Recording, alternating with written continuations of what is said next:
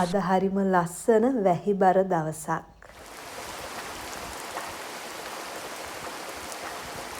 ඉතාලියට මේ දවස්වල ගොඩාක් සීතලයි.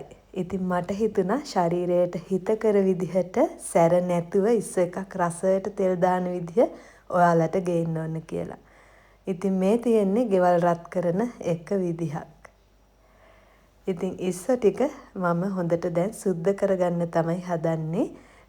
ඉස්සවල ඔයාලා දන්නවා ඔළුවේ තමයි ගොඩක් ජරාව තියෙන. ඉතින් ඔළුව කඩලා අයින් කරලා මම මේ තියෙන ජරාව මේ විදිහට ටූත් පික් එකකුත් පාවිච්චි කරලා අයින් කරගන්නවා. ඉතින් ඔක්කොම ටික මේ විදිහට පිරිසිදු කරගන්න ඕන.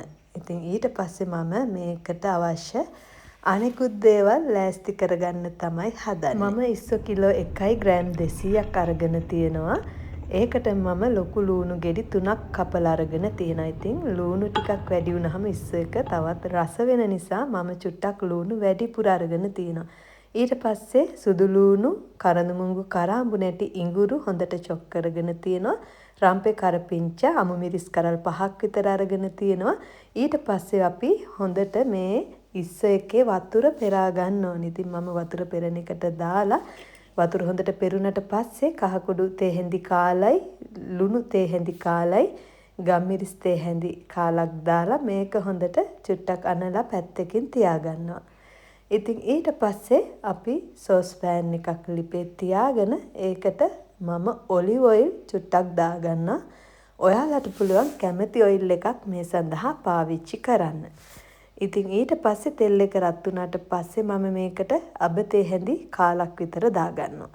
ඊට පස්සේ මේ මම සීසන් කරගත්ත ඉස්ස ටික මේකට දාලා මම මේක සැරින් සැරේ කලවම් කරන ගමන් මේක හොඳට බැද ගන්නවා.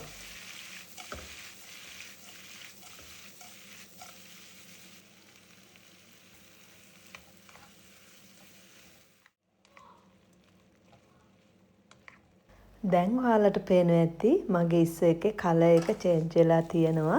ඉතින් මේක ගොඩාක් ගින්දර වැඩි කරගන්න නැතුව සාමාන්‍ය ගින්දරේ තියාගත්තාම ඇති. ඊට පස්සේ මම මේකට චොප් කරගත්ත ඉඟුරු සුදු ලුණු ටික දාගන්නවා.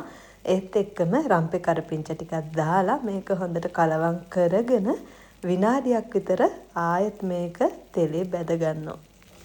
ඉතින් මේ වෙලාවේ මට හිතෙනවා තව තෙල් චුට්ටක් මේකට ඇඩ් වුණා නම් හොඳයි කියලා මම මේකට තෙල් පොඩ්ඩක් ආයෙත් නැවත දාගන්නවා. ඉතින් ඔයාලටත් කැමති නම් ඒ විදිහට බලලා තෙල් චුට්ටක් දාගන්න පුළුවන්. ඊට පස්සේ මම මේකට අමු මිරිස්, කපාගත්ත ලූණු, ඒ වගේම ලුණු එකතු කරගන්නවා.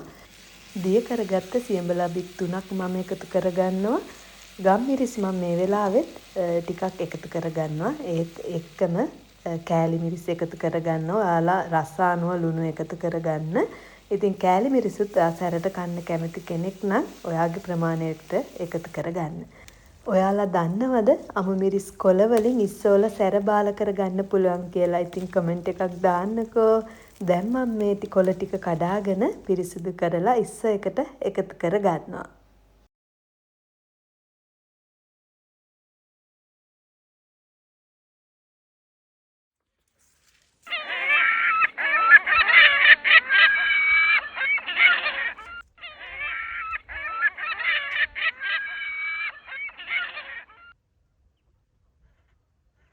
ඊට පස්සේ මම මේකට ටොමැටෝ සෝස් ටිකක් එකතු කරගන්නවා. ඔයාලට කැමති නම් තක්කාලි ගෙඩියක් එකතු කරගන්නත් පුළුවන්.